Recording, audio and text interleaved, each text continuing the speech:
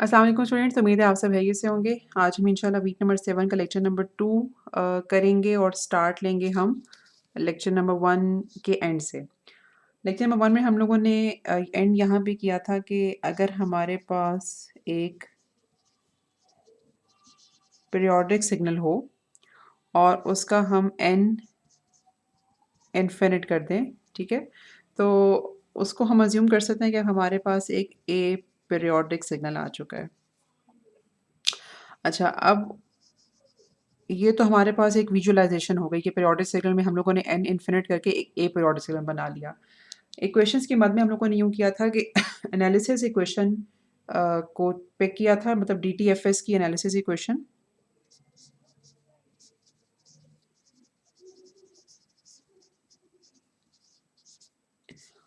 उसको पिक करते हुए हम पहुँचे थे एक ए पीरियोडिक सिग्नल की एनालिसिस इक्वेशन, जिसको हम डीटीएफटी की एनालिसिस इक्वेशन कहेंगे। ठीक है, because F S frequency F S Fourier series is for periodic signal, F T Fourier transform is for aperiodic signal.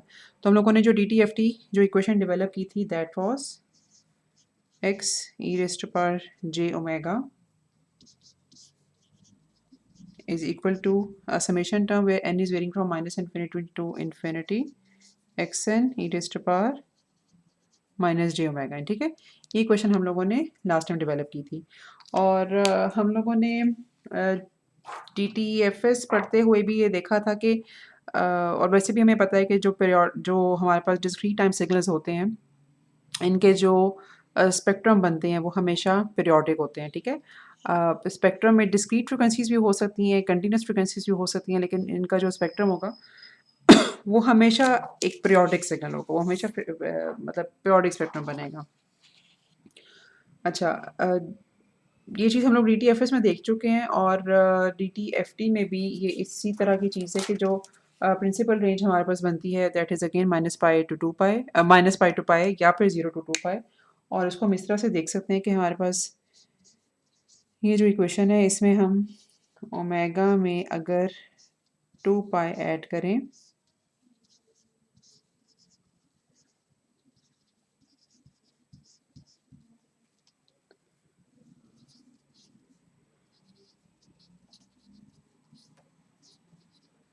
तो वो 2 पाई इक्वेशन के दोनों तरफ ऐड होगा।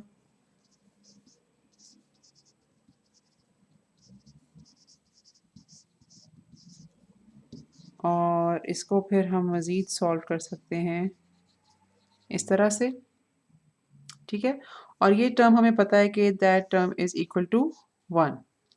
तो इसकी वजह से हमारे पास जो लेफ़्ट ओवर इक्वेशन है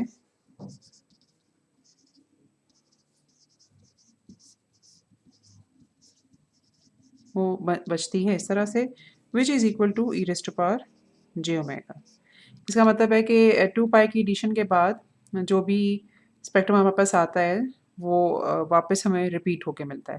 तो like always discrete time signals का जो फ्रीक्वेंसी स्पेक्ट्रम होता है, दैट इज़ पीरियोडिक, और उसकी प्रिंसिपल रेंज हम 0 से 2 पाई या फिर माइनस पाई से पाई लेते हैं।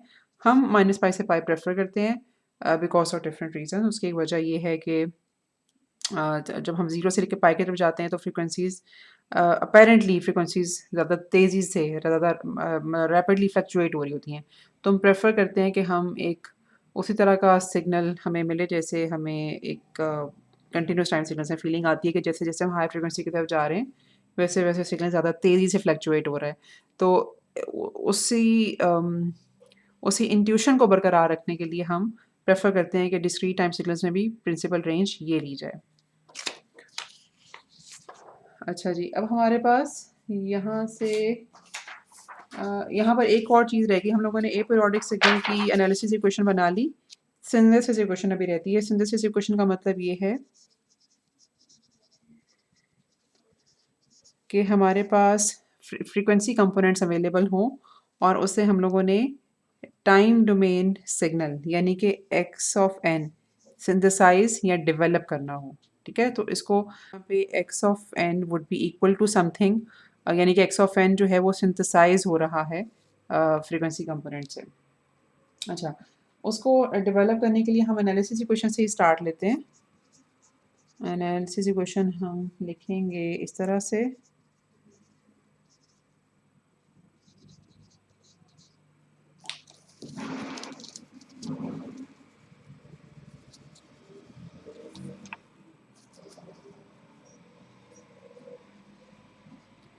अब इस इक्वेशन के दोनों तरफ E raise to power J omega M multiply करेंगे।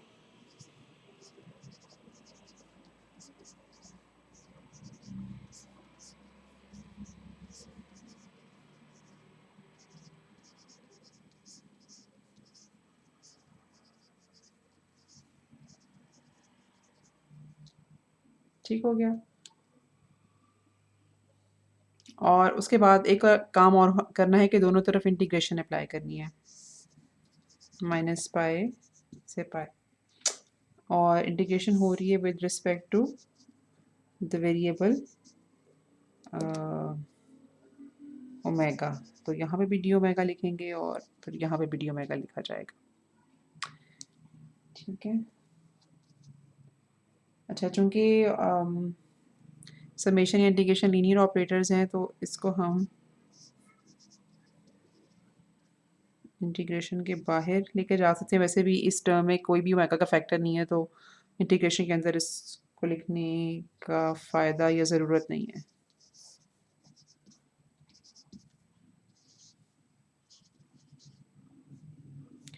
और यहाँ पर हमारे पास आ गई ये टर्म। ठीक हो गया। अच्छा, ये जो इक्वेशन की राइट हैंड साइड है,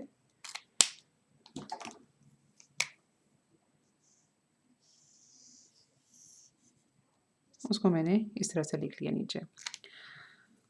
अच्छा, अब इसके ऊपर हम लगाएंगे ऑर्थोगोनैलिटी प्रिंसिपल, और आप लोगों ने शायद उसको मैथ्स में पढ़ा हो। ऑर्थोगोनैलिटी प्रिंसिपल होता क्या है, पहले तो हम ज़रा ये देख लेते हैं।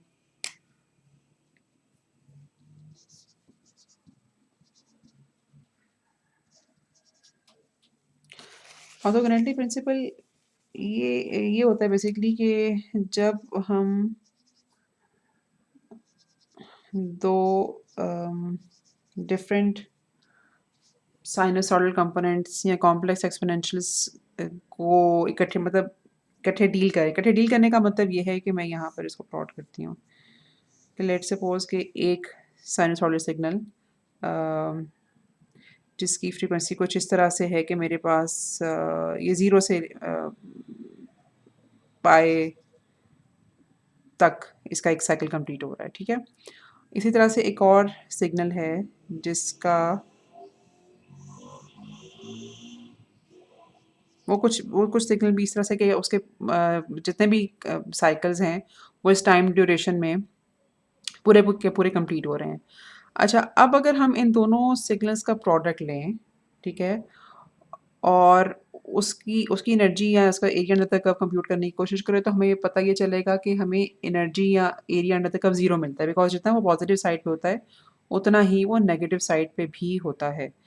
तो अगर हमारे पास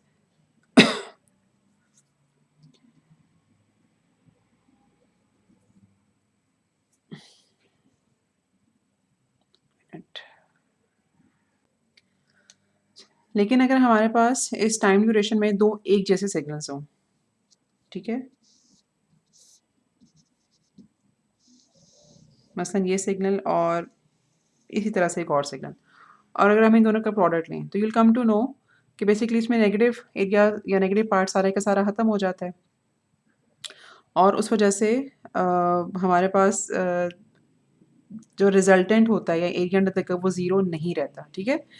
तो अब जो ऑर्थोगोनैलिटी प्रिंसिपल हमें यहाँ पर रिज़ल्ट देता है या उसकी जो मैथमेटिक्स है वो ये है कि अगर हम दो डिफरेंट कॉम्प्लेक्स एक्सपोनेंशियल्स या साइनसॉइडल सिग्नल्स को मल्टीप्लाई करके इंटीग्रेट करें इस रीजन में माइनस पाई टू पाई, तो अगर तो वो डिफरेंट एक्सपोनेंशियल या दोनों डिफरेंट फ्रिक्वेंसी के साइनसॉइडल कंपोनेंट्स या कॉम्प्लेक्स एक्सपोनेंशियल्स होंगे तो उसका रिजल्ट हमें ज़ीरो मिलेगा। ठीक है। When m won't be equal to n, this result be equal to zero. लेकिन अगर m और n बराबर हुए, मतलब एक ही सिग्नल हुआ जिसको हम स्क्वायर करके देख रहे हैं, तो यहाँ पर हमें जो एरिया अंडर द कर्व मिलेगा that would be equal to 2 pi. अच्छा, अब अगर हम इसको वापस अप्लाई करें अपने इक्वेशन के ऊपर, इक्वेशन हमारी क्या थी? अच्छा जी, ये हमारे पास इक्वेशन थी, ठीक है, जिसमें हम लोगों ने इसका रिजल्ट देखा है कि वो क्या आएगा। अच्छा, पहले मैं यहाँ पे लिखूँ सारी इक्वेशन ताकि फिर हम यहाँ से आगे चलते हैं।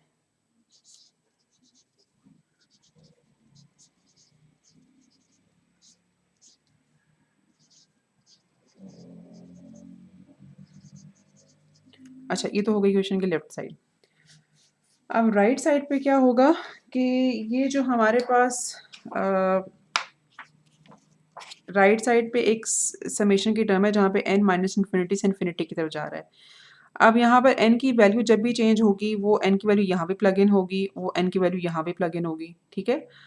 और जब भी m और n डिफरेंट होंगे तो ये वाला जो इंटीग्रेशन टर्म है ये ज़ीरो होती जाएगी, ठीक है। ये हम लोगों ने यहाँ पे भी देखा ऑर्थोगोनैलिटी की वजह से। लेकिन जब n चेंज होता ही हुए n की वैल्यू जब भी m के बराबर हुई, दिस m, ये n जब भी m हुआ यानी कि यहाँ पर उस वक्त x ऑफ m लिखा जाएगा और यहाँ पर m माइनस m मतलब ज़ीरो हो जाएगा। तो ये जो वाली जो इंटीग्रेशन की टर्म है ये हमें उस वक्त 2 पाई देगी, ठीक है। और उसके बाद जब n m से एक्सीड कर जाएगा तो फिर ये सारे का सारा जो फैक्टर है ये ज़ीरो होता जाएगा इसकी वजह से। तो इस टर्म को हम लिख सकते हैं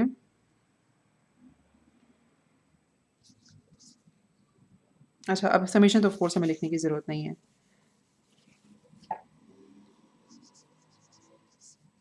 x ऑफ m और साथ 2 पाई, ठीक है, whenever m will be equal to n। अच्छा, और अब थोड़ा सा अगर इसको हम रीअरेंज करें तो x ऑफ m को हम लिख सकते हैं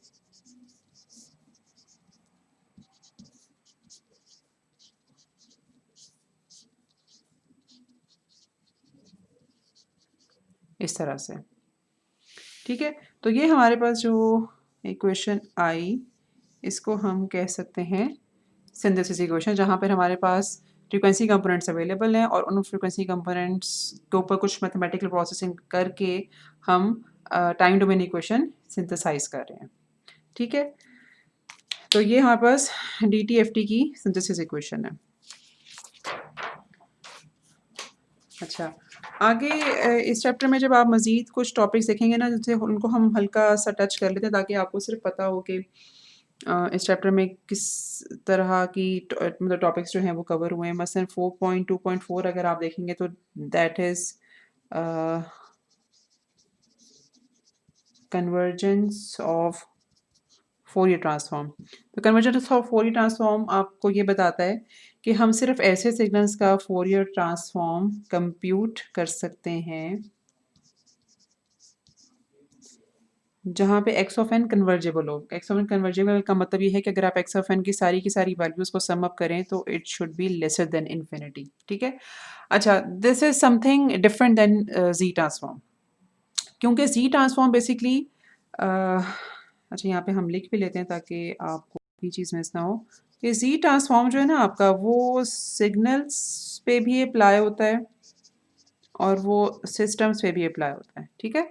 तो इसलिए वो अनस्टेबल सिस्टम्स हों या अनस्टेबल सिग्नल्स हों, उन दोनों को भी ट्रांसफॉर्म करने की अहलियत रखता है।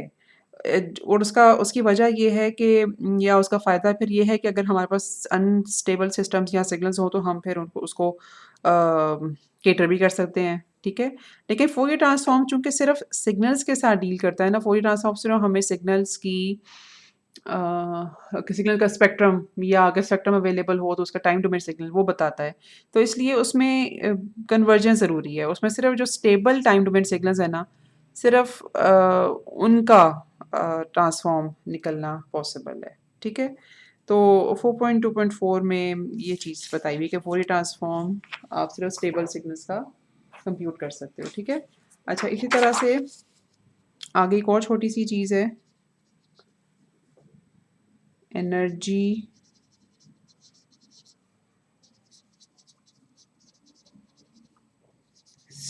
spectrum density of a periodic signals. इसमें जो एक थ्योरम डिस्कस हुआ हुआ है दैट इज कॉल्ड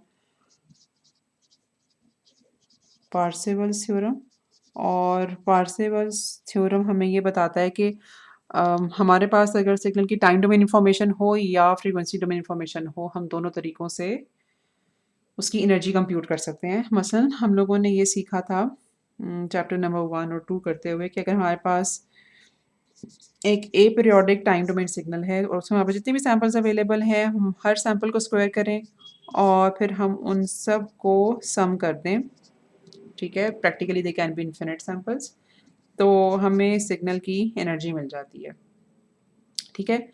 अगर हमारे पास इंस्टेड उसकी फ्रीक्वेंसी की इंफॉर्मेशन अवेलेबल है, तो ठीक है, हम उस सारे के सारे फैक्टर को क्योंकि मैं अब फैक्टर का कि मैंने टर्म क्यों इस्तेमाल की, यहाँ पे मैंने कहा था कि सारे के सारे सैंपल्स को हम स्क्वायर करें। अब ये सैंपल नहीं है बेसिकली, हम लोगों ने इसको सीखा था इसकी analysis equation, yes analysis equation निकालते हुए कि बेसिकली ये जो ए पीरियोडिक डिस्क्रीट टाइम सिग्नल है ना, इसका यहाँ पर जो स्पेक्ट्रम आया वो बेसिकली एक कंटिन्यूस फंक्शन है। अच्छा, ये हम लोगों ने उसमें भी देखा था मैटलैब प्रोग्राम में कि हमारे पास अगर टाइम डोमेन सिग्नल ए पीरियोडिक हो तो हमारे पास उसका जो स्पेक्ट्रम बनता है that is continuous in nature. अच्छा, अब इस फैक्टर को या इस ये जो भी फंक्शन है इसको हम लोगों ने स्क्वायर किया, इसको हम लोगों ने इंटीग्रेट किया माइनस पाई से पाई, बिकॉज ये माइनस पाई से पाई तक ही एग्जिस्ट करता है, उसके बाद उसकी रेप्लिकेटेड कॉपीज आती हैं। और उसको नॉर्मलाइज करने के लिए हम 1/2 पाई से मल्टीप्लाई करेंगे, तो ये भी हमारे पास सिग्नल की एनर्जी देगा, ठीक है। तो हमारे पास टाइम डोमेन इन्फॉर्मेशन हो या फ्रीक्वेंसी डोमेन इन्फॉर्मेशन हो, हम उसे सिग्नल की एनर्जी इस तरह से निकाल सकते हैं। इसका ओके, हमारे पास एक एग्जांपल भी है तो वो भी देख लेते हैं। मसलन हमारे पास टाइम डोमेन इन्फॉर्मेशन है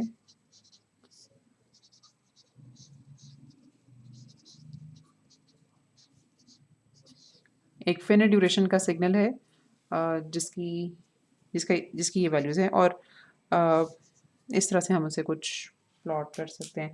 ओके, अब अगर आप इसकी एनर्जी देखो तो वो इजीली कंप्यूट की जा सकती है इस तरह से। और अगर हम इसका DTFT कंप्यूट करें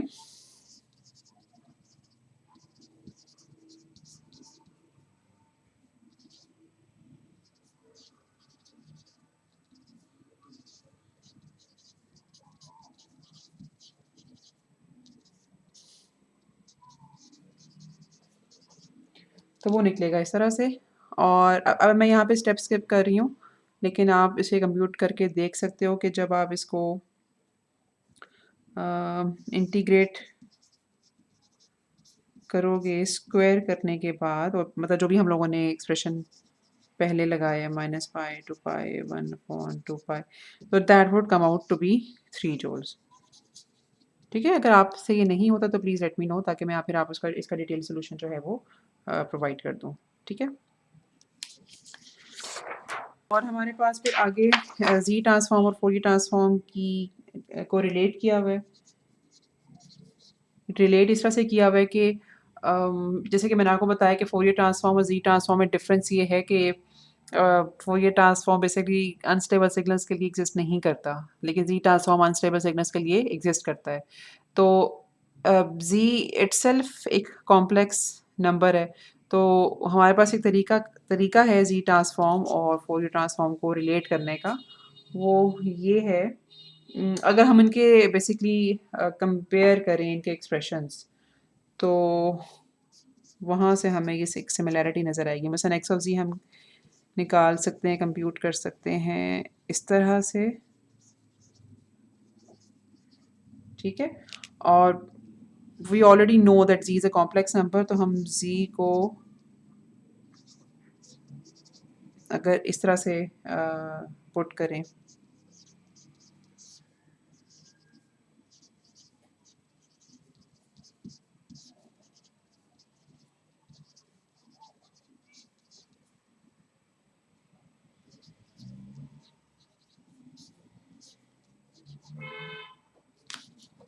यहाँ पास आ गया आर ई पर जुमेगा minus N.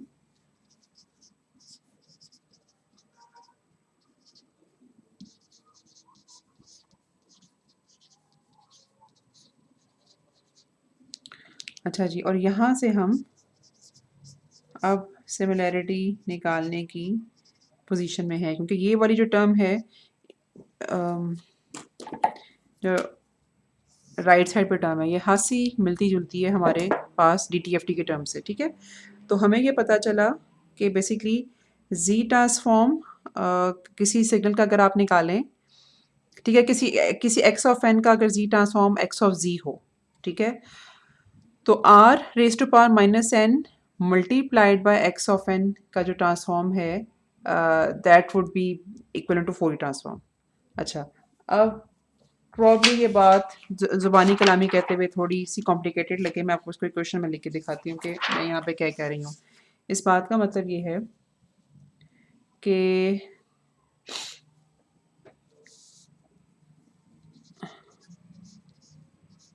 X of N का अगर हम जी ट्रांसफॉर्म लें तो इसका एक्सप्रेशन इक्विवेलेंट होगा कि अगर एक्स ऑफ एन को R raise to power minus N से मल्टीप्लाई करके उसका फोरियर ट्रांसफॉर्म लिया जाए, ठीक है।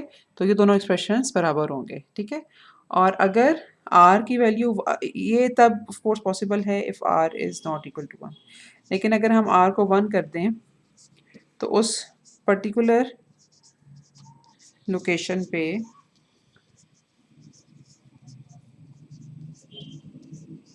ये दोनों एग्जैक्टली बराबर होंगे। लेकिन अगर r की वैल्यू कुछ और है, मतलब r की वैल्यू का कुछ और होने का मतलब ये है कि हमारे पास एक z डोमेन होता है ना, उसमें एक z का रियल एक्सिस होता है और एक उसका इमेजिनरी एक्सिस होता है, और यहाँ पर हमारे पास आता है एक्स ऑफ जी, और एक्स ऑफ जी की हम सिर्फ फिनिट वैल्यूज़ कंसिडर करते हैं। अच्छा, अब ये जो सारे का सारा प्लेन है, ठीक है, ये सारे का सारा जो प्लेन है ये कॉम्प्लेक्स नंबर से मिलके बना हुआ है, ठीक है। अब वो सारे के सारे पॉइंट्स इमेजिनरी की अगर हम बात करें तो यहाँ पे जे होगा, इस जगह पे माइनस जे, इसकी बात कर रहे हैं तो 1, और यहाँ पे -1, ठीक है। अच्छा, ये सारे के सारे जो पॉइंट्स हैं ना जहाँ पर बेसिकली जी का मैग्नीट्यूड जो है वो 1 है, जहाँ पर यानी कि जहाँ पर आर की वैल्यू 1 है, उन सब जगहों पर एक्स ऑफ जी और फोरियर ट्रांसफॉर्म बराबर होंगे, उनकी उनकी न्यूमेरिकल वैल्यूज़, ठीक है। लेकिन उसके अलावा अगर हम जैसे लेट्स सपोज के जी की इस वाली पॉइंट के ऊपर एक्स ऑफ जी निकालना चाहते हैं, ठीक है, और फिर हम रिलेट करना चाहते हैं कि इस कॉम्प्लेक्स वैल्यू के ऊपर फोरियर ट्रांसफॉर्म क्या होगा, तो अगर हम इस पॉइंट का जो मैग्नीट्यूड है उसको मतलब R raise to power N को मल्टीप्लाई करते हैं एक्स ऑफ एन से, और फिर उसका ट्रांसफॉर्म निकालें तो that would be equal to Z transform, ठीक है। ये इन दोनों का रिलेशनशिप है। अच्छा जी, ओके। और जो इसमें ये दोनों टॉपिक्स हैं, बेसिकली थोड़ा सा बैंडविड्थ का कॉन्सेप्ट है, दैट इज़ वेरी इजी। उसमें यही सिर्फ बताया हुआ है कि जो हमारे पास DTFT सिग्नल्स होते हैं उनमें जो प्रिंसिपल बैंडविड्थ है, या वो बेसिकली या प्रिंसिपल रेंज जो है वो -पाई से पाई की तरफ जाती है, बेशक हमारे पास फिल्टर्स या सिस्टम किसी भी किस्म के हों। और उसके अलावा हमारे पास एक कॉन्सेप्ट है 3 dB बैंडविड्थ का, लेकिन ये यूजुअली कंटिन्यूस टाइम सिग्नल्स के जो स्पेक्ट्रम्स बनते हैं उनके लिए वैलिड होता है, क्योंकि वहाँ पर इन्फिनिट बैंडविड्थ होती है, तो वहाँ पर फिर इन्फिनिट बैंडविड्थ को हैंडल करने के लिए हम ये चाहते हैं कि थोड़ा सा बैंडविड्थ को प्रैक्टिकल वे से रिड्यूस करें। तो 3 dB बैंडविड्थ या 95% बैंडविड्थ, ये कुछ थोड़े से कॉन्सेप्ट्स हैं जो कि आई एम श्योर आपको पहले से पता होंगे। अच्छा, अब एक और टॉपिक हम लोगों ने करना है, दैट इज़ 4.4, और ये है प्रॉपर्टीज़ के बारे में, प्रॉपर्टीज़ ऑफ DTFT। इसमें पहली वाली प्रॉपर्टी को थोड़ा सा ज़्यादा टाइम लगेगा, लेकिन दैट इज़ वेरी इजी। और उसके बाद फिर हम दूसरी प्रॉपर्टीज़ करेंगे जिनको हम काफ़ी तेज़ी से गुजारेंगे, बिकॉज वो हम लोगों ने जी ट्रांसफॉर्म में थोड़ी सी डिटेल से की थी। अच्छा, अब उस प्रॉपर्टी दिखाने से पहले ना मैं आपको ये पेज दिखाना चाह रही हूँ जहाँ पे मैंने ऑलरेडी सिंथेसिस इक्वेशन और एनालिसिस इक्वेशन DTFT की लिखी हुई है, ठीक है। इन दोनों इक्वेशंस को एक्चुअली हम लोगों ने बार बार यहाँ पे यूज़ करना है। अच्छा, थोड़ा सा इसके ऊपर आने से पहले कि ये जो प्रॉपर्टीज़ में जो बिल्कुल पहला टॉपिक है ना, पहली जो प्रॉपर्टी हम देख रहे हैं, that is more like so operational property आप कह सकते हो, या फिर मतलब हमारे पास एक्स ऑफ एन और X E raise to power J omega, इसकी कैरेक्टरिस्टिक्स आप इन्हें कह सकते हो, ठीक है। बेसिकली इस टॉपिक में मतलब प्रॉपर्टीज़ के अंदर हेडिंग नंबर 1 में हम ये समझने की कोशिश कर रहे हैं कि हमारे पास किस तरह का एक्स ऑफ एन हो तो किस तरह का X E raise to power J omega बनेगा, या फिर किस किस्म का X E raise to power J omega हो तो हमारे पास टाइम डोमेन सिग्नल कैसा बनेगा, ठीक है? और फिर मैं आपको उसके बाद ही बताऊँगी कि ऐसा समझना या करना हमारे लिए क्यों ज़रूरी है। अच्छा, अब उसको समझने के लिए जो असम्पशन्स हमने शुरू में करनी है वो ये है कि एक तो हमें सिंथेसिस इक्वेशन और एनालिसिस इक्वेशन के मैथमेटिकल एक्सप्रेशंस पता हैं और हमें निकालने आते हैं, व्हिच आई एम श्योर कि हमें आते हैं। अच्छा, उसके अलावा एक्स ऑफ एन अगर कॉम्प्लेक्स नंबर हो तो उसको हम लिख सकते हैं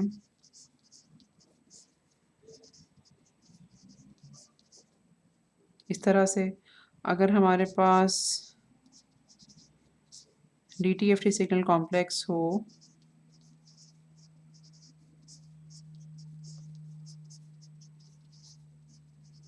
तो इसको हम लिख सकते हैं इस तरह से।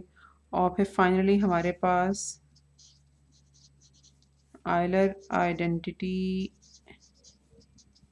लिखी जाती है इस तरह से, ठीक है। यहाँ प्लस माइनस होगा तो यहाँ प्लस माइनस होगा। तो बेसिकली ये जो है ना, ये कितने फॉर्मूलाज हो गए? 6। DTFT की सिंथेसिस और एनालिसिस इक्वेशन, ये कॉम्प्लेक्स नंबर की असम्पशन टाइम डोमेन सिग्नल के लिए और फ्रीक्वेंसी डोमेन सिग्नल के लिए, और इस तरह से ये 2 आयलर आइडेंटिटीज जो हैं, ये 6 फॉर्मूलाज बेसिकली मिलकर इस टॉपिक में यूज़ होंगे। अच्छा, अब मैं आपको ये बता दूँ कि ये थोड़ा-सा एलाबोरेट कर दूँ कि हम ये कर क्यों रहे हैं। बेसिकली हमारे पास ऐसा पॉसिबल है कि जो टाइम डोमेन सिग्नल है ना, दैट कैन बी रियल, ठीक है, जो कि यूजुअली हमारे पास होता है। मसलन यूजुअली लिए जाने वाले सिग्नल्स जैसे कि वॉइस फॉर एग्जांपल, ठीक है, और उसमें मतलब ऑडियो भी आ गया, म्यूज़िक भी आ गया, स्पीच आ गई, ठीक है, या यूजुअली टेम्परेचर रीडिंग्स या अल्टीट्यूड रीडिंग्स वगैरह वगैरह, ये सारे के सारे सिग्नल्स जो हैं they are all real in nature. तो हम थोड़ा-सा ये चाहेंगे फिर कि अगर हमारे पास सिग्नल मतलब रियल का मतलब ये है कि उसमें इमेजिनरी पार्ट जो है वो ज़ीरो हो जाएगा। तो हम ये पहले से पता करना चाहते हैं कि अगर हमारे पास सिग्नल सिर्फ रियल हो तो उसका जो DTFT आएगा या उसका जो स्पेक्ट्रम बनेगा वो किस तरह का होगा? उसका रियल पार्ट कैसा आएगा स्पेक्ट्रम का, और उसका इमेजिनरी पार्ट कैसा आएगा? We want to know this in advance, ताकि हमें अगर हम कंप्यूटेशंस कर रहे हैं तो हम कॉन्फिडेंट हों कि उसमें कोई गलती नहीं है। अच्छा, लेकिन कभी-कभी जो हमारे पास टाइम भी कॉम्प्लेक्स समटाइम्स, फॉर एग्ज़ाम्पल हमारे पास कई मेडिकल डेटाज़ ऐसे हैं जो कि जो हमें मिलते ही कॉम्प्लेक्स फॉर्म में हैं, ठीक है? या फिर हमें फॉर एग्ज़ाम्पल आप अभी है सारे या मेजॉरिटी आप में से फर्स्ट सेमेस्टर के स्टूडेंट्स हो तो शायद आपने अभी OFTM ना पढ़ा हो, लेकिन अगर आप जब भी OFTM पढ़ोगे इंशाल्लाह वायरलेस कम्युनिकेशन में, तो आपको पता चलेगा कि उसमें हमारे पास जो OFTM सिंबल बनाने से पहले जो डेटा होता है ना, वो हम उसमें उसको अज़्यूम करते हैं कि जो टाइम डोमेन इन्फॉर्मेशन है दैट इज़ कॉम्प्लेक्स, ठीक है? अब वो हमारे पास एक मिसाल आ गई कि हमारे पास टाइम डोमेन सिग्नल कॉम्प्लेक्स भी हो सकता है। अब जब सिग्नल कॉम्प्लेक्स होगा तो तब हम ये जानना चाहेंगे कि उसका रियल पार्ट या उसका इमेजिनरी पार्ट कैसा होगा, या उसका मैग्नीट्यूड पार्ट और फेज़ पार्ट कैसा होगा, ठीक है? और इसी तरह से हमारे पास कुछ इन्फॉर्मेशन ऐसी होती है जहाँ कुछ डेटा ऐसा होता है कि जो कि फ्रीक्वेंसी डोमेन में अवेलेबल होता है। अब जब फ्रीक्वेंसी डोमेन में अवेलेबल हुआ और हम लोगों ने उसका हो सके सिर्फ रियल पार्ट अवेलेबल हो, या सिर्फ या रियल और इमेजिनरी दोनों अवेलेबल हैं, तो फिर हम ये जानना चाहेंगे कि टाइम डोमेन सिग्नल किस तरह का बनेगा।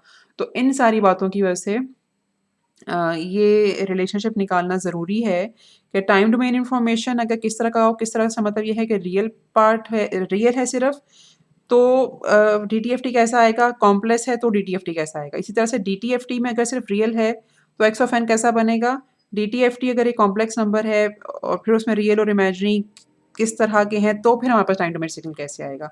तो ये जो सारा ये जो प्रॉपर्टीज़ की हेडिंग के अंदर टॉपिक नंबर 1 है, this is about all these things जो कि मैंने भी आपको एक्सप्लेन की। अच्छा, अब उसमें हम लोगों ने सबसे पहले करना ये है कि हमारे पास एक है यहाँ पर एनालिसिस इक्वेशन, ठीक है। अब एनालिसिस इक्वेशन में बेसिकली दो चीज़ें हैं, ये एक्स ऑफ एन और ई raise to power minus J omega N. तो हम लोगों ने करना यूँ है कि ये जो एक्स ऑफ एन हम लोगों ने यहाँ पे अज्यूम किया और ई raise to power minus J omega N की ये वाली इक्वेशन, ये हम इन दोनों जगहों पे डालेंगे और उसके बाद हम ये करेंगे कि उसके बाद हमारे पास सिंथेसिस इक्वेशन जब आई तो उसमें हमारे पास अगेन दो पार्ट्स हैं, e raise to power J omega और sorry x E raise to power J omega और ई raise to power J omega N. तो उसके लिए हम ये इक्वेशन और नीचे वाली इक्वेशन से जो पॉजिटिव नंबर के या पॉजिटिव साइन के साथ आइलर आइडेंटिटी है, ये दोनों इक्वेशंस फिर हम यहाँ पे डालेंगे, ठीक है। तो उससे हम देखते हैं कि एक्स ऑफ एन और X E to power J omega हमें ट्रांसफॉर्म होके किस तरह से मिलते हैं, ठीक है। अच्छा, तो हमारे पास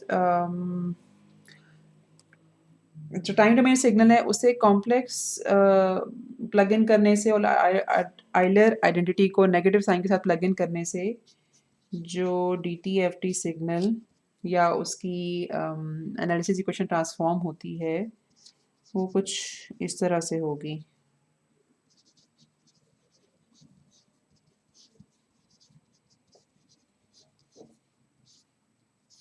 ठीक है, ये एक्स ऑफ एन हो गया और इसके साथ आ गया कॉस ओमेगा एन माइनस जे साइन ओमेगा एन, ठीक है। और उसके बाद अगर हम इसके मतलब क्रॉस मल्टीप्लाई करें और फिर नेगेटिव और सॉरी नेगेटिव नहीं, रियल और इमेजिनरी पार्ट्स को इकट्ठा करें,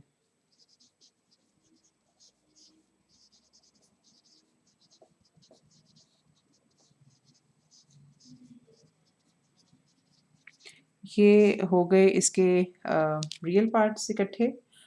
और उसके बाद अच्छा, हम यहाँ पर कुछ समेशन को अगर हम एक ही दफ़ा लिखना चाहें तो ओके, तो यहाँ एक ब्रैकेट हम यहाँ पे डालेंगे और यहाँ पे आ गया जे, ठीक है। और इधर हम लिख सकते हैं X I of N cos omega N minus X R of N sine omega N, ठीक है। ये जो बाहर वाली बड़ी ब्रैकेट्स हैं दीज आर फॉर समेशन और बाकी हम लोगों ने ये रियल पार्ट्स इकट्ठे कर लिए और ये इमेजिनरी पार्ट्स इकट्ठे कर लिए, ठीक है। अच्छा, इसी तरह से जो मैंने आपको बताया था कि एनालिसिस ये अच्छा ये एनालिसिस इक्वेशन होगी कि सिंथेसिस इक्वेशन में अगर हम ये synthesis equation let me show you, ये सिंथेसिस इक्वेशन है ये वाली और इसमें अगर हम जो कॉम्प्लेक्स नंबर जैसे अज्यूम किया था एक्स यूज पर जी ओमेगा को वो यहाँ पे प्लग इन करें और आइलर आइडेंटिटी प्लग इन करें तो हमारे पास जो इक्वेशन बनती है अगेन वही रियल और इमेजिनरी पार्ट्स को इकट्ठा करके, मैं इसमें यहाँ पे डायरेक्टली लिख देती हूँ, इसको इंटीग्रेट हम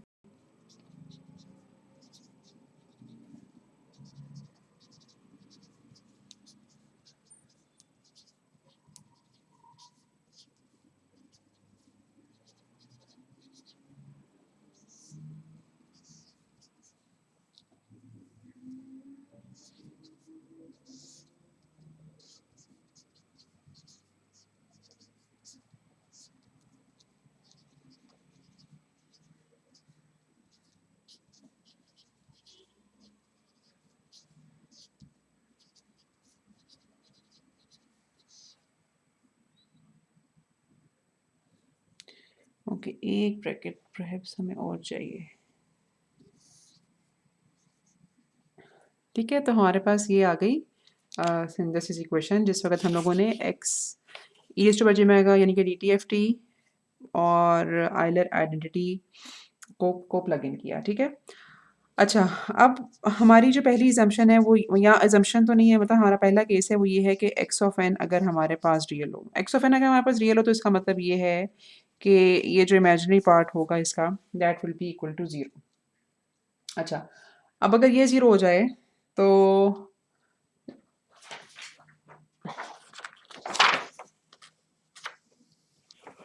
अब आप ज़रा अच्छा ओके, इसमें इसको मैं इस इक्वेशन को दोबारा देखें। यहाँ पे ये हम लोगों ने एनालिसिस इक्वेशन जो लिखी थी वो है। यहाँ पे जिधर जिधर भी एक्स आई एन अपीयर हो रहा है उसको हम ज़ीरो करेंगे और फिर हम ये देखते हैं कि हमारे पास स्पेक्ट्रम उसका किस तरह का बनता है या किस तरह क्या हमें मिलता है उसके बाद। तो स्पेक्ट्रम का जो रियल पार्ट है that can be given as this, ठीक है। और उसका जो इमेजिनरी पार्ट है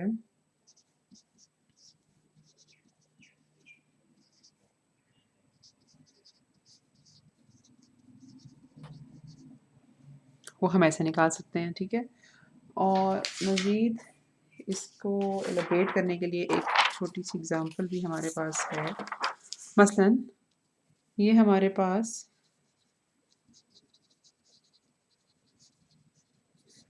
एक एक्स ऑफ एन है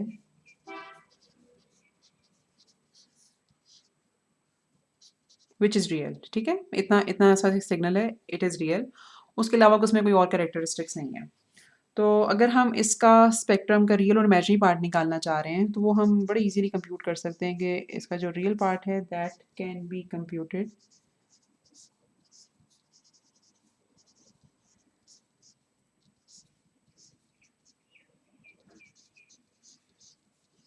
like this.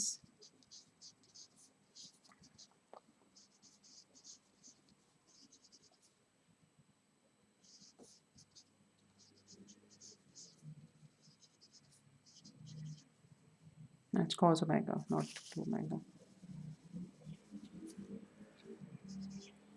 अच्छा, और अब अगर आप इनमें वैल्यूज प्लग इन करें तो you'll get minus cos 2 omega plus 1 plus 2 cos omega, ठीक है। और उसमें ओमेगा की वैल्यू को माइनस पाई से पाई पुट करके हम इसको प्लॉट भी कर सकते हैं। अच्छा, इसी तरह से अगर हम लोगों ने इसका इमेजिनरी पार्ट निकालना हो तो वो भी आप इजीली निकाल सकते हैं, ठीक है। अच्छा, once will get real part imaginary part तो यहाँ से मैग्नीट्यूड और फेस पार्ट भी आराम से निकल सकता है, सही, because magnitude of face part usually हमें ज़्यादा चाहिए होता है। अच्छा, इसके बाद हम थोड़ी सी अपनी जम्पशन को एलेब्रेट करते हुए मतलब दूसरा केस हम लेते हैं और दूसरा केस हम ये लेंगे कि x of n is real and even, ठीक है। अब रियल एंड इवन होगा तो जो एक्स आई एन है ना that would still be equal to zero because real तो हम इसको ले ही रहे हैं, लेकिन इसके इवन होने की वजह से इसमें क्या मज़ीद चेंज आएगा, इसका स्पेक्ट्रम का जो रियल पार्ट है वो तो हमारे पास इसी तरह से रहेगा, लेकिन इसका जो अच्छा इसको हम मज़ीद ऐसे भी लिख सकते हैं,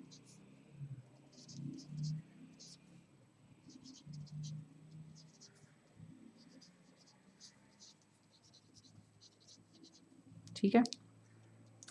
और इसका जो इमेजिनरी पार्ट है दैट वुड बिकम ज़ीरो क्योंकि X of N even signal है और साइन ओमेगा एन हमारे पास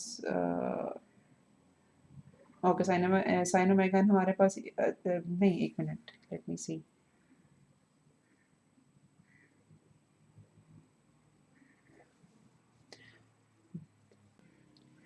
अच्छा, और साइन ओमेगा एन हमारे पास ऑड सिग्नल है, तो ये दोनों सिग्नल्स जब मल्टीप्लाई होंगे तो इनकी जो समेशन होगी that would sum up to give zero valued signal, ठीक है।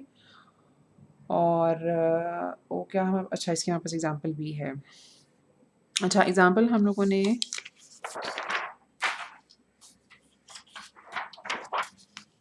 इस तरह से, इसमें हम लोग ज़रा स्पेक्ट्रम को प्लॉट करना भी सीखेंगे।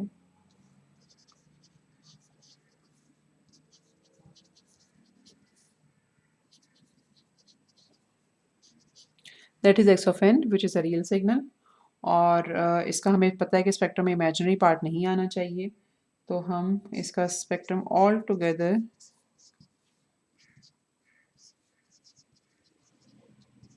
निकाल सकते हैं इस तरह से।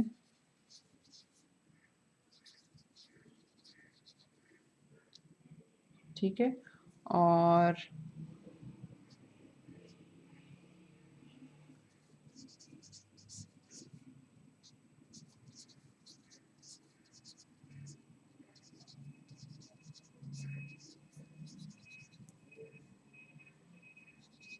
क्या दैट वुड बी सफिशेंट, या मतलब ये जो एक्सप्रेशन है ये दोनों इक्विवेलेंट होंगे, बिकॉज हमारी पास जो इन्फॉर्मेशन है वो ये है कि टाइम डोमेन सिग्नल रियल और इवन है।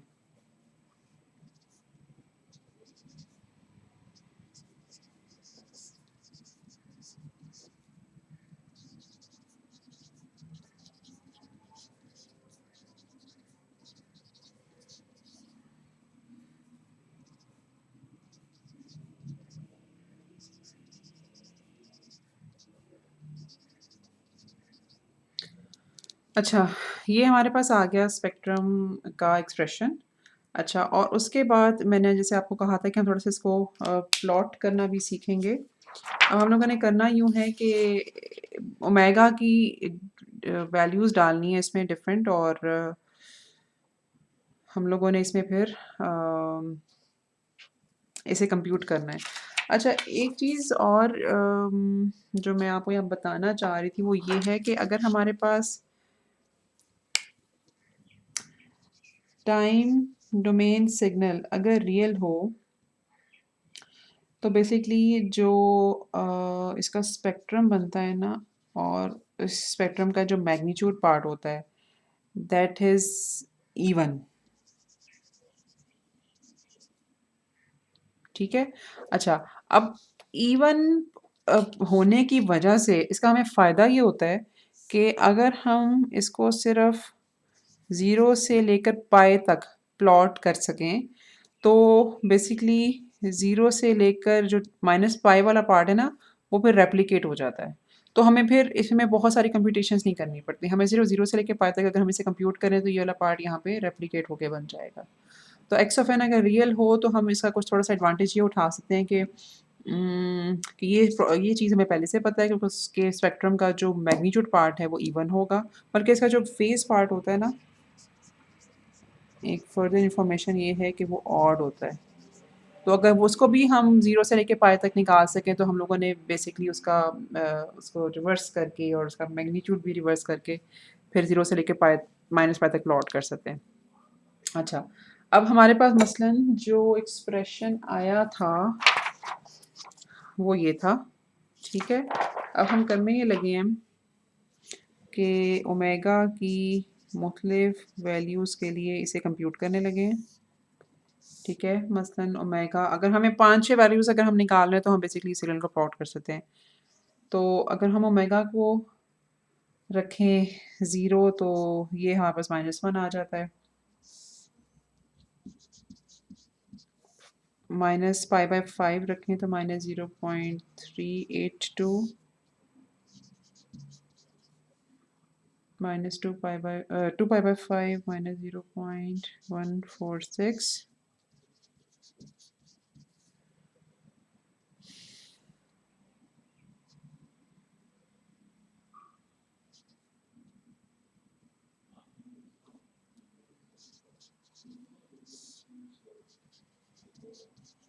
4 पाई बाय 5 पे -6.854 के।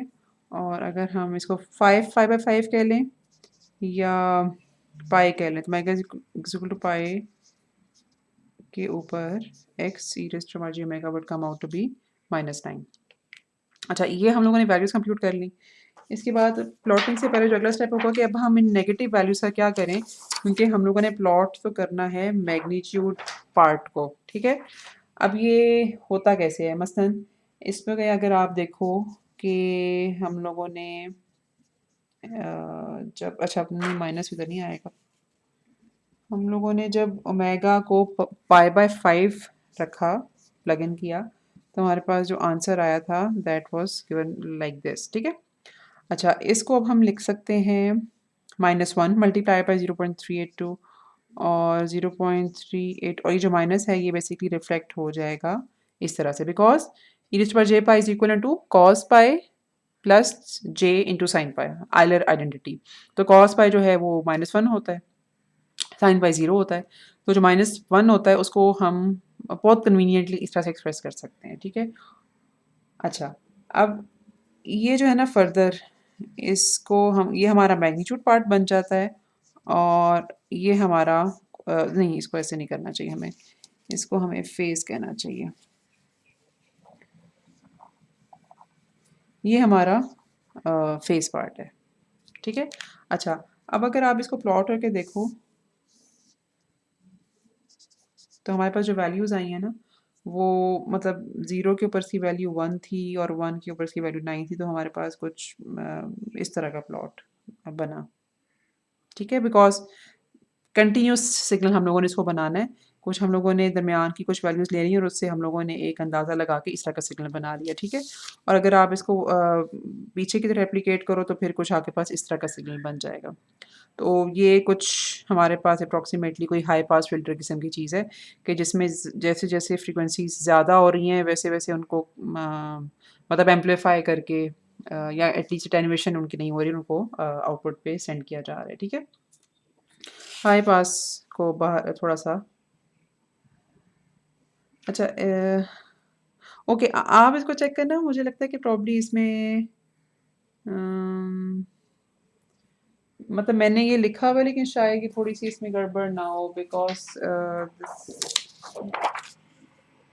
ये -1 के बाद 0.3 आप इसको चेक कर लेना कैनेडियन माइकल वैल्यूज़ जो हैं वो ठीक हैं कि नहीं, ओके। लेकिन जो अगर ये वैल्यूज़ ठीक है तो कुछ इस तरह की यहाँ पर जो है ना वो चीज़ बन रही है।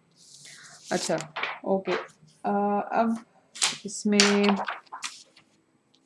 मज़ीद एक आगे एग्ज़ाम्पल है। ओके, मेरे पास अभी इसका नंबर नहीं है, और अगर हमारे पास कुछ टाइम डोमेन सिग्नल इस तरह का हो तो अगर हम इसका DTFT कंप्यूट करें। अच्छा, ओके, अभी हम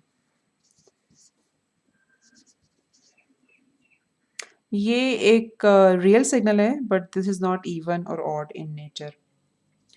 मैंने आपको अभी जो कराया मतलब जो कैलकुलेशंस हम लोगों ने की हैं वो एक ऐसे सिग्नल की थी जिसमें हम लोगों ने सिग्नल को रियल और इवन अज्यूम किया था। अगर सिग्नल रियल और ऑड हो तो वो आप उसको प्लीज़ थोड़ा-सा खुद इसको चेक करना कि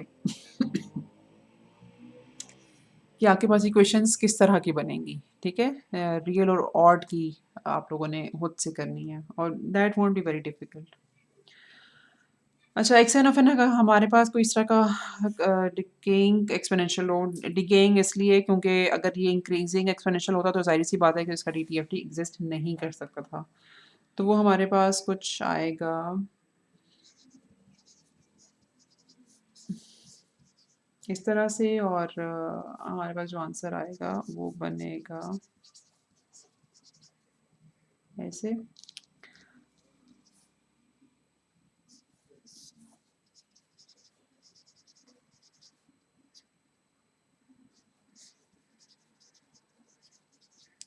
अच्छा, अब हमारे पास ये डीटीएफटी सिग्नल अवेलेबल है। अब हम यहाँ से अगर इसका फाइंड आउट करना चाहें रियल पार्ट और इमेजिनरी पार्ट, इसकी हम फैक्टराइजेशन करेंगे। फैक्टराइजेशन का मतलब ये है कि हम अब यहाँ पर हमारे पास ये रियल पार्ट है प्लस का साइन और ये इमेजिनरी पार्ट है, तो यहाँ पर जो मल्टीप्लिकेशन होगी वो इस चीज़ से होगी, ठीक है। मतलब ये x is equal to 1 minus a cos omega और y is equal to a sine omega, ठीक है। तो हम फैक्टराइजेशन नॉट फैक्टराइजेशन रैशनलाइजेशन करेंगे और यहाँ से हमें रियल पार्ट स्पेक्ट्रम का और इमेजिनरी पार्ट दोनों मिल जाएंगे। अच्छा, once will get real part and imaginary part, we can get magnitude part and phase part as well. तो हमें अवेलेबल सिग्नल की कि ये जो चारों पार्ट्स हैं ना, इनकी कंप्यूटेशन थोड़ी सी आनी चाहिए ताकि हम उनकी प्रॉपर्टीज़ को फिर एनालाइज कर सकें। अच्छा, ये हमारे पास जो है ना, इसकी एक्स ऑफ एन और x D T F T की स्पेक्ट्रम मतलब उनकी कैरेक्टरिस्टिक्स यहाँ पे कंप्लीट हो जाती हैं। आगे उसकी थोड़ी सी कुछ थेरम्स की प्रॉपर्टीज़ हैं जो कि आई एम श्योर कि आपने काफ़ी सारी की हुई हैं। बस लीनियरिटी का आपको पता है कि अगर हमारे पास दो टाइम डोमेन सिग्नल्स अलग अलग अवेलेबल हैं या हम उनको अलग अलग कर सकते हैं, तो अगर हम उनका इंडिविजुअली ले लें, कंप्यूट कर लें उनका ट्रांसफॉर्म और फिर उनको एडअप कर दें, तो उनके एडेड सिग्नल का ट्रांसफॉर्म होगा। ठीक है, फिर इसी तरह से टाइम शिफ्टिंग प्रॉपर्टी है जो कि ये कहती है कि अगर हमारे पास एक्स ऑफ एन का ट्रांसफॉर्म अगर X E raise to power J omega है, तो एक शिफ्टेड सिग्नल का जो ट्रांसफॉर्म होगा उसको हम लिख सकते हैं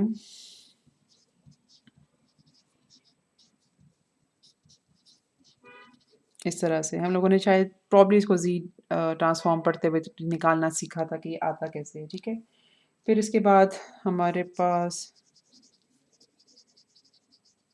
टाइम रिवर्सल है। टाइम रिवर्सल का मतलब ये है कि अगर हमारे पास इनपुट पर सिग्नल से फ्लिप हो जाए तो हम उसका स्पेक्ट्रम भी बेसिकली फ्लिप करके ऐसे कंप्यूट कर सकते हैं। फिर हमारे पास कॉन्वोल्यूशन थ्योरम है, जिससे हमें पता है कि अगर दो सिग्नल टाइम डोमेन में कन्वॉल्व हो रहे हों तो फ्रीक्वेंसी डोमेन में उनके स्पेक्ट्रम से गेट मल्टीप्लाइड। ठीक है, अच्छा ओके, एक इसमें फ्रीक्वेंसी शिफ्टिंग का है। ठीक है, फ्रीक्वेंसी शिफ्टिंग का मतलब ये है कि अगर एक्स ऑफ एन का transform X E to power J omega है और फ्रीक्वेंसी में शिफ्ट आ जाता है समथिंग लाइक दिस। पहले हम लोगों ने टाइम में शिफ्ट करना सीखा था, फ्रीक्वेंसी में अगर शिफ्ट आ जाता है तो उसकी वजह से क्या होगा, अब टाइम डोमेन के साथ बेसिकली एक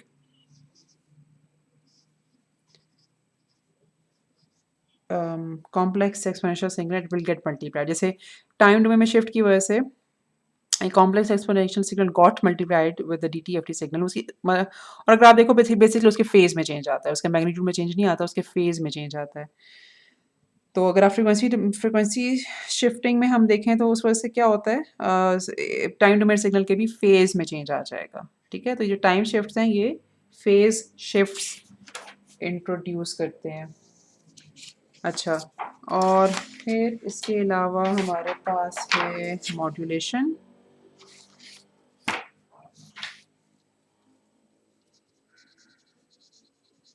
मॉड्यूलेशन आई एम श्योर कि आपको याद होगी। उसमें कुछ इस तरह से होता है कि अगर हमारे पास टाइम डोमेन में signal if it gets multiplied with a cosine wave, तो इसका जो स्पेक्ट्रम होता है, हमारे पास स्पेक्ट्रम बेसिकली अब हमें दो स्पेक्ट्रम्स मिलते हैं या शिफ्टेड स्पेक्ट्रम मिलते हैं।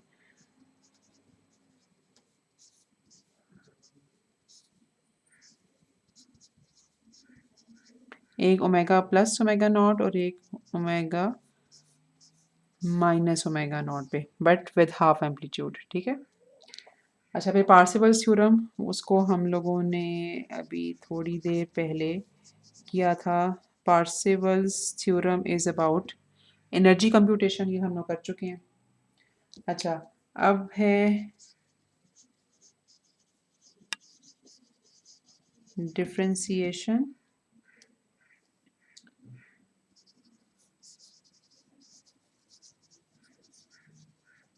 इन फ्रीक्वेंसी डोमेन, और वो ये कहती है कि अगर किसी टाइम डोमेन सिग्नल का स्पेक्ट्रम इस तरह से दिया, तो अगर टाइम डोमेन में हम एक रैंप मल्टीप्लाई कर दें तो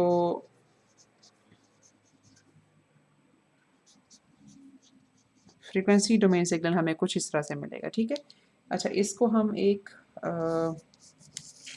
एग्जाम्पल के थ्रू सॉल्व भी कर लेते हैं। मसलन हमारे पास टाइम डोमेन सिग्नल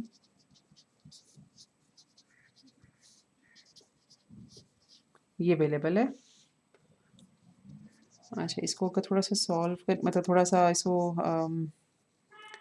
खोल के लिखें तो हमारे पास ये बन जाएगा। ठीक है, यहाँ पे है बस बाय द वे लीनियरिटी की प्रॉपर्टी भी अप्लाई होती है कि अगर अगर अगर अलग अलग अप्लाई किया जाए तो ऐड भी किया जा सकता है।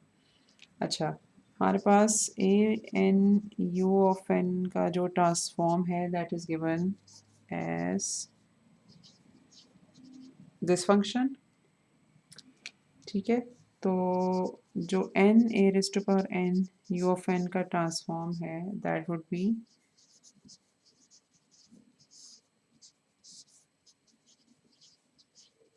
गिवन बाय दिस फंक्शन और ये बराबर होगा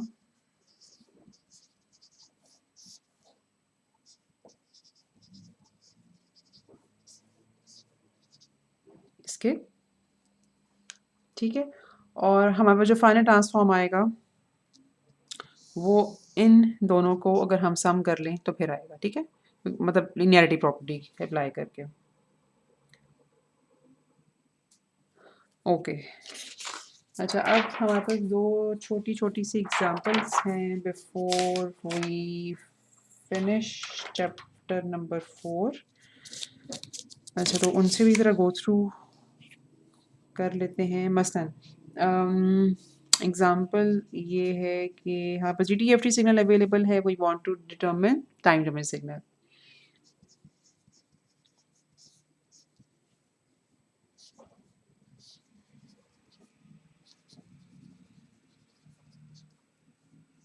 टू कॉस टू ओमेगा और इसके साथ मल्टीप्लाई हो रहा है साइन ओमेगा। ठीक है, j multiply by 3 + 4 cos omega + 2 cos 2 omega multiply by sine omega. और हम लोगों ने करना यूँ है कि इस सारे को आयलर आइडेंटिटी के थ्रू स्प्लिट करके लिखना है।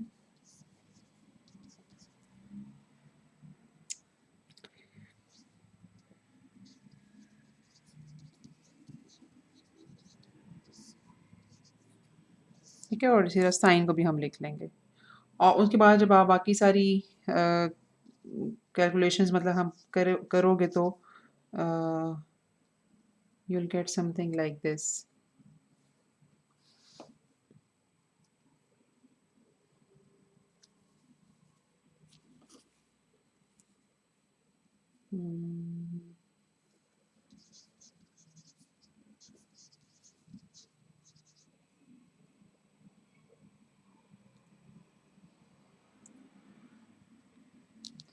इसमें 0.5 वाला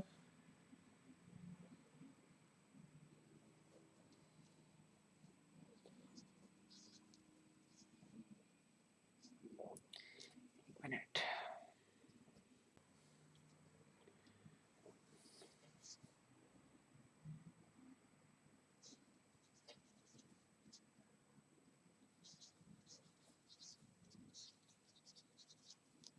ठीक है, और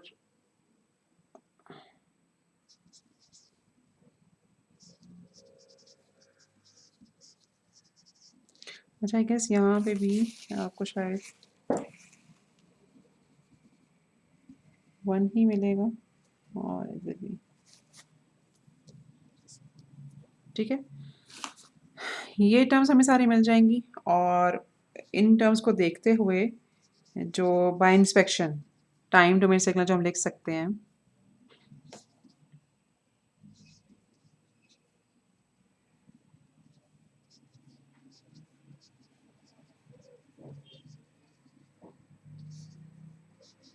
that would be like this. ठीक है,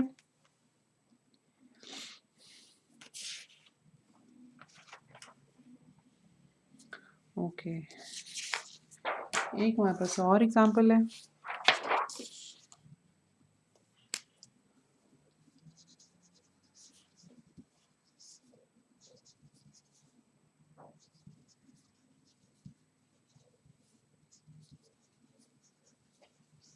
और इसमें जो टाइम इंडेक्स है it is varying like this, ठीक है।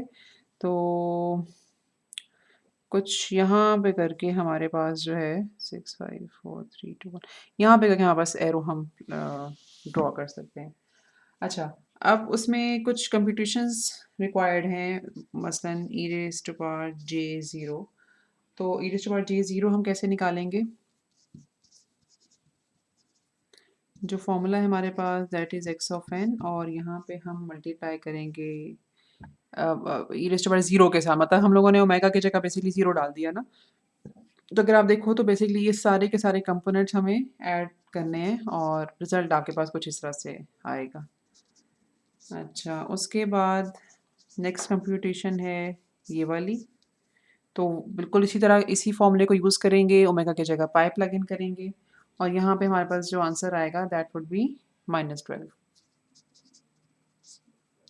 उसके बाद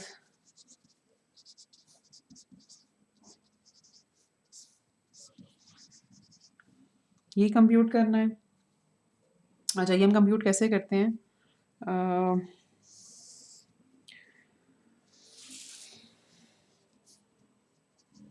ये हमारे पास है सिंथेसिस फार्मूला।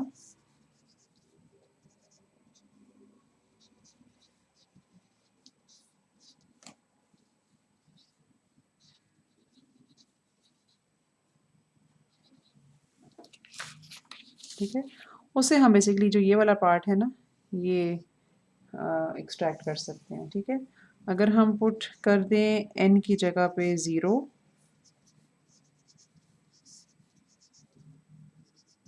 तो यहाँ पे n की जगह 0 आ जाएगा और हमारे पास ये एक्सप्रेशन बाकी बचेगा।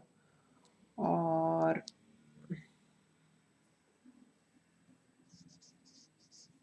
एक्स ऑफ ज़ीरो को मल्टीप्लाई करें हम 2 पाई से, तो वो सारा फैक्टर हमारे पास बचेगा जो हमने बेसिकली निकालना है। तो हमारे पास जो आंसर आएगा that would B 2 pi multiplied by -2, -4 पाई इसका आंसर आएगा।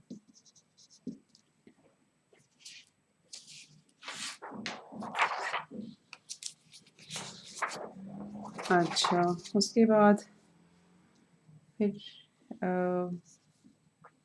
एक और कंप्यूटेशन करनी है जो कि हमें आंसर दे इस तरह का। ये भी यहाँ पे पार्सेवल्स थ्योरम हम अप्लाई कर सकते हैं और इसको आप पार्सेवल्स थ्योरम लगा के अगर देखो तो इसको हम लिख सकते हैं इस तरह से, और ये जब आप कंप्यूटेशन करोगे तो that will come out to be this thing.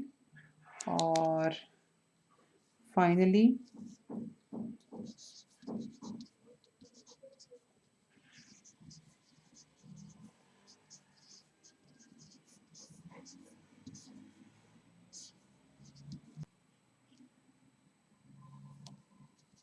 अच्छा, अब जो ये वाली चीज़ है ये आपको मैंने अभी हम लोगों ने थोड़ी देर पहले देखा है कि ये फ्रीक्वेंसी डोमेन में डिफरेंशिएशन का मतलब है कि टाइम डोमेन में रैंप के साथ मल्टीप्लिकेशन हो गई। ठीक है, मैग्नीट्यूड ले रहे हैं मतलब उसमें से जे एलिमिनेट हो जाएगा, ये यहाँ पे भी लग गया स्क्वायर, यहाँ पे भी हमारे पास आ गया। और बाकी अगर हम थोड़ा सा हेल्प इससे लें पार्सेवल थ्योरम से, तो यहाँ पर आ जाएगी हमारे पास एक समेशन की टर्म और साथ हमारे पास आ जाएगा 2 पाई, और इसकी जो कंप्यूटेशन होगी that would be equal to this.